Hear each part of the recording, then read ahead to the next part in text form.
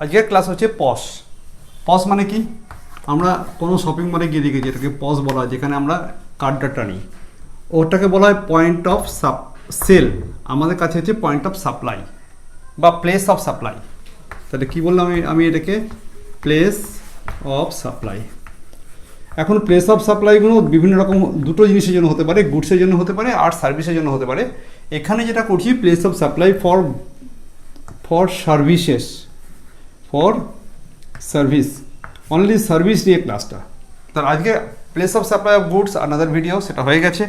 আজকে হচ্ছে place of service, place of supply of service, place of supply with regard to service. এটার জন্য দুটো সেকশনকে নিয়ে চিন্তা করা হয়। একটা হচ্ছে section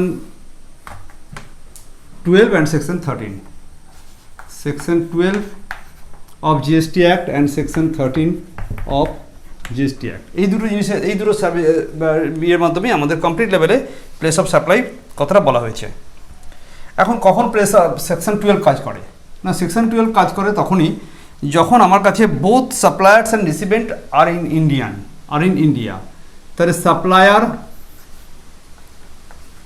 supplier and recipient of service and recipient of service, recipient both are in India, তাহলে আমরা বলবো সেকশন 12। তাহলে সেকশন 13 এ কি বলা হবে? anyone is in India। এত কথা ভাবার দরকার নেই। anyone, either supplier or the recipient, anyone is in India। তাহলে সেকশন 13 এর আন্ডারে আমরা ডিসকাস করব, but 13 is will be discuss in later course. Section 12 এর আন্ডারে যে আমার both supplier and recipient when they are both are in India, ইন্ডিয়াতেই তারা থাকলে তখন সেকশন 12 এর আন্ডারে আমরা দুটো ক্যাটাগরি বলে চিন্তা করছি। একটা হচ্ছে কি, একটা হচ্ছে সেকশন 12(2) আর একটা হচ্ছে সেকশন 12(3) থেকে 12(14) পর্যন্ত কেসগুলো আছে। তাহলে আমি সেকশন ওয়াইজ আগে বলে দিচ্ছি। আগে সেকশন 12(2) অ্যান্ড সেকশন 3 to 14। তাহলে এখানে কটা সেকশন আছে?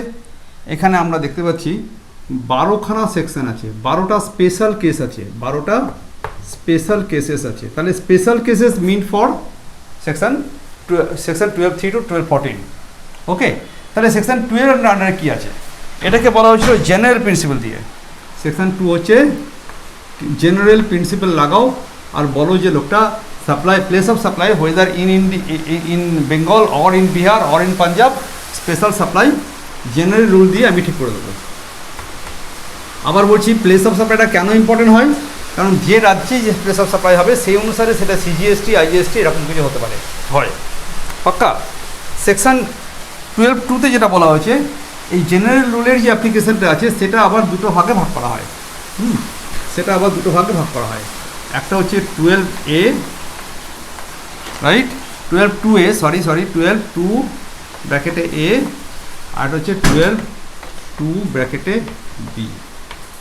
ফাইন। তাহলে 12(a) অ্যান্ড 12(b). 12(a) টাকার জন্য যখন when supply is made to a registered person, when supply is made to a registered person, REGD, registered person. ভালো কথা, রেজিস্টার্ড পারসনকে যখন তুমি সাপ্লাই করবে 12(2)(a, এক্ষেত্রে খুব সিম্পল কথাবার্তা। এক্ষেত্রে প্লেস অফ সাপ্লাই হবে location of the recipient, POS হবে কোথায়? POS হবে location of the recipient. Location যেখানে রিসিপিয়েন্ট যে সার্ভিস পাচ্ছে, রিসিপিয়েন্ট যে সার্ভিস পাচ্ছে তার যে লোকেশনটা হবে সেটাই হবে place of supply of service. এবং সেই প্লেস অফ সাপ্লাইটা যদি দেখা গেল যে পাঞ্জাবের লোকটা রিসিপিয়েন্ট বাট বিক্রি করছে মুম্বাই, তাহলে আমরা সেক্ষেত্রে কী করব? সেক্ষেত্রে আমরা IGST অ্যাপ্লাই করব, রাইট? ওকে, ধরা যাক কে অফ কলকাতা, আমি একটা করে এক্সাম্পল দিই। কে অফ কলকাতা কি করেছে? সে সার্ভিস সাপ্লাই করেছে সি অফ চেন্নাইকে, সি অফ চেন্নাইকে করেছে।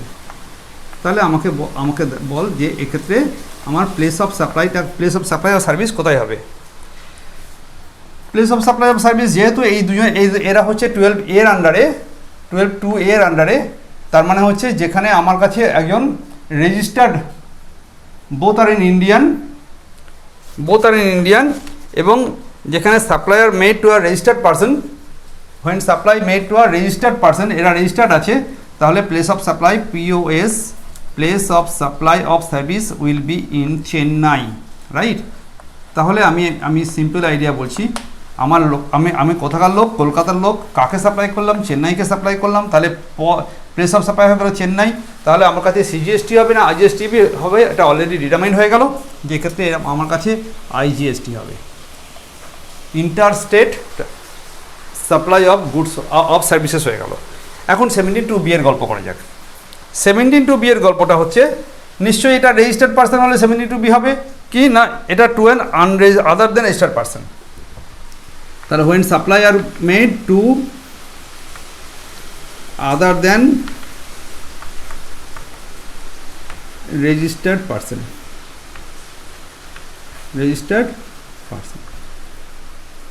আদার দেন রেজিস্টার্ড পার্সন, তাকে যখন সাপ্লাই করব তখন সেটাকে নিয়ে আমরা বলবো, সেটাকে আমরা দুটো ভাগে ভাগ করব।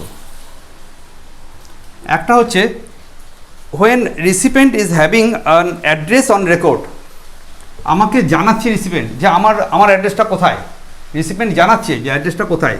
তাহলে হোয়েন রিসিপেন্ট কি করছে? RECEIPIENT, when recipient is having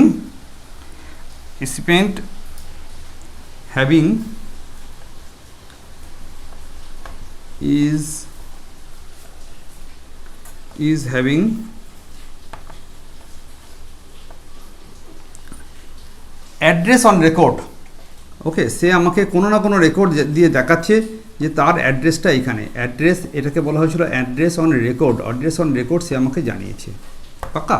তা রিসিপেন্ট আমাকে অ্যাড্রেস অন রেকর্ড জানাচ্ছে, তাহলে একরকম হবে।